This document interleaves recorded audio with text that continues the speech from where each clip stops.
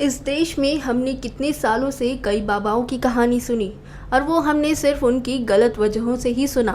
चाहे वो आसाराम हो या राम रहीम या फिर कोई और, हमने ऐसे बाबाओं की कहानी सुनी जो भक्तों के विश्वास को तोड़ते हैं और उनके कर्म सामने आने पर हमें यकीन ही नहीं होता कि वो हमारे देश में है। लेकिन इस देश में कुछ ऐसे भी बाबा हैं जिन्होंने देश का नाम रोशन किया। पहुंचे हुए संत, फकीर, महात्मा और उन्हीं में से एक की कहानी आज हम आपको बताने जा रहे हैं। ये वो बाबा हैं कि जब भी कोई भक्त उन्हें भगवान कहता तो वो कहते कि मैं भगवान नहीं हूँ।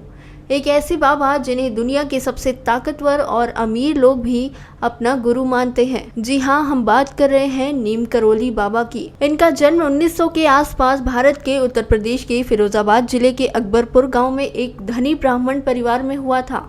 इनका नाम लक्ष्मण नारायण शर्मा था। ये हनुमान जी के बहुत ही बड़े भक्त थे।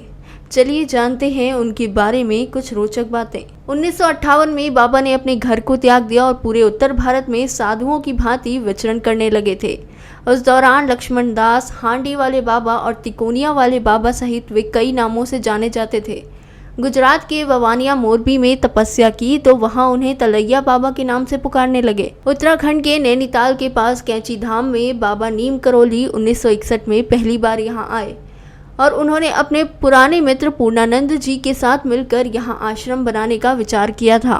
बाबा नीम करोली ने इस आश्रम की स्थापना 1964 में की थी। नीम करोली बाबा का समाधि स्थल नैनीताल के पास पंतनगर में है।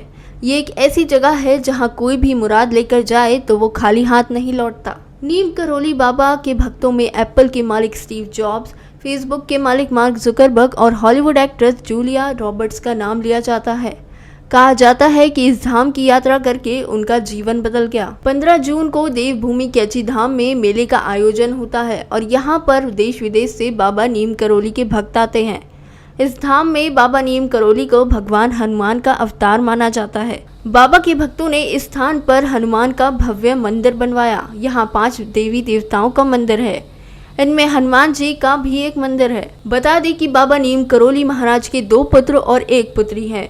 ज्येष्ठ पुत्र अनेक सिंह अपने परिवार के साथ भोपाल रहते हैं, जबकि कनिष्ठ पुत्र धर्म नारायण शर्मा वन विभाग में रेंजर के पद पर रह रहे थे।